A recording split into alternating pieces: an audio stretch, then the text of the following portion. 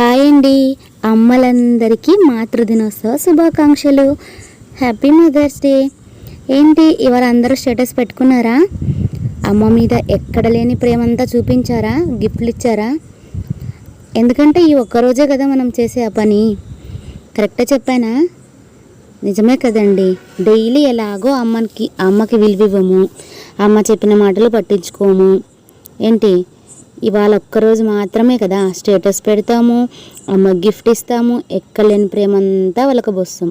నిజమే కదా నేను చెప్పింది? చేశారా లేదా కామెంట్ చేయండి. నేను ఇలా అంటున్నాను తప్పుగా అనుకోకండి. చాలామంది చేసేది ఇదే కదా. ఈ ఒక్కరోజు మాత్రమే ఇలా అంతా అబ్బో అమ్మ అంటే ఎంత ప్రేమ అన్నట్టు నటిస్తారు. మళ్ళీ రేపటి నుంచి సరే మామూలు. అమ్మ పక్క నుండి పిలిస్తే కూడా మనం పట్టించుకోము, విలువ ఇవ్వము. ఎందుకు చెప్పండి ఈ ఒక్కరోజు నటన?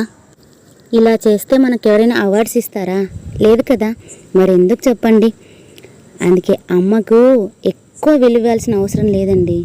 తనది ప్రేమ చూపిస్తే చాలు.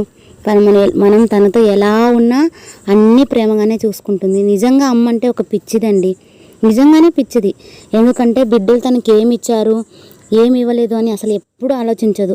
తను ఎప్పుడు ఇవ్వడంలోనే ముందుంటుంది కానీ తీసుకోవడంలో కాదండి. మనం ఇచ్చే గిఫ్ట్ అవన్నీ ఆమెకి ఎక్కడ సరిపోతాయి చెప్పండి? అసలు మనం విలువ కట్టగలమా అమ్మ ప్రేమకి? నాకు అనిపించింది చెప్పాను, తప్పుగా చెప్పుంటే సారీ. ఇంకా మా విషయానికి వస్తే ఇక్కడ చూస్తున్నారు కదండి, మా పిల్లలు అస్సలు తెలియదు అన్నమాట. పిల్లలు వాళ్ళ పాకెట్ మనీని సేవ్ చేసుకుని మరి ఇలా గిఫ్ట్ అయితే చేసి ఇచ్చారండి.